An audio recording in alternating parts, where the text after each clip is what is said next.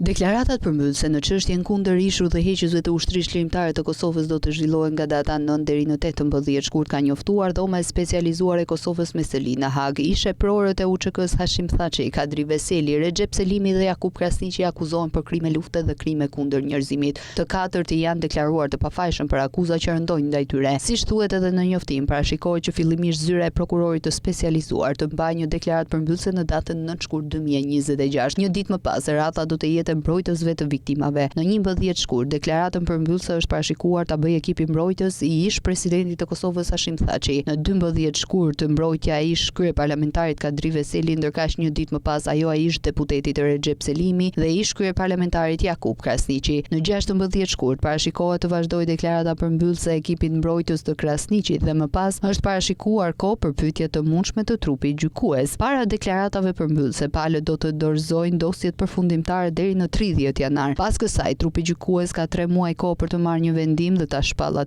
siç kanë thënë edhe më herët nga gjykata në Hag. Trupi gjykues mund të kërkojë zgjatjen e afatit për marrjen e një vendimi edhe për 2 muaj të tjerë dhe në raste jashtëzakonshme edhe më gjatë. Thaçi, Veseli, Krasniqi dhe Selimi janë në paraburgim që nga nëntori i vitit 2020. Gjykimi ndaj tyre nisi në prill të vitit 2023. Fillimisht zyra e prokurorit të specializuar thirrri në gjykat 125 dëshmitar, ndërkaq 117 të tjerë dorëzuan dëshmitë e tyre me shkrim. Në shtator të vitit të kaluar, mbrojtja e Thaçit dhe Krasniqit paraqitën dëshmitar, ndërsa Veseli dhe Selimi nuk paraqitën prova mbrojtëse. Në mesin e dëshmitarëve të mbrojtjes së Thaçit është paraqitur në Hag ishin kryesisht zyrtar të lartë perëndimor me njohuri të drejtpërdrejta të ngjarjeve. Ato përfshin ish ndihmës sekretari amerikan i shtetit James Rubin dhe generali amerikan në pension Wesley Clark, i cili udhëhoqi fushatën ajrore të NATO-s kundër caqeve ushtarake serbe në vitin 1999. Ndërkaq Thaçi po përballet edhe me një rast tjetër për pengim të drejtësisë dhe gjykimi në këtë rast është caktuar të nisë në 24 shkurt të këtij viti. Akta akuza i ngarkon të akuzuarit për përgjegjësi personale, por edhe për krimet e kryera nga vartësit e tyre. Sipas akta akuzës, Thaçi, Selimi, Veseli dhe Krasniqi akuzohen për krime lufte kundër njerëzimit dhe krime lufte, përfshirë vrasjen e më shumë se 100 viktimave, si dhe mbajtjen në paraburgim në mënyrë të palishme dhe torturimin e qindra viktimave. Dhoma e specializuar në zyrën e prokurorit të specializuar të njohur gjërësisht si gjykatë speciale janë themeluar në vitin 2015 nga Kuvendi i Kosovës dhe janë pjesë e sistemit gjyqësor të Kosovës, por veprojnë me personel ndërkombëtar në Holand. Gjykata speciale heton krimet e pretenduara të pjesëtarëve të UÇK-s të kryera kundër pakicave etnike dhe rivalëve politik që nga janari i vitit 1998 deri në dhjetor të vitit 2000.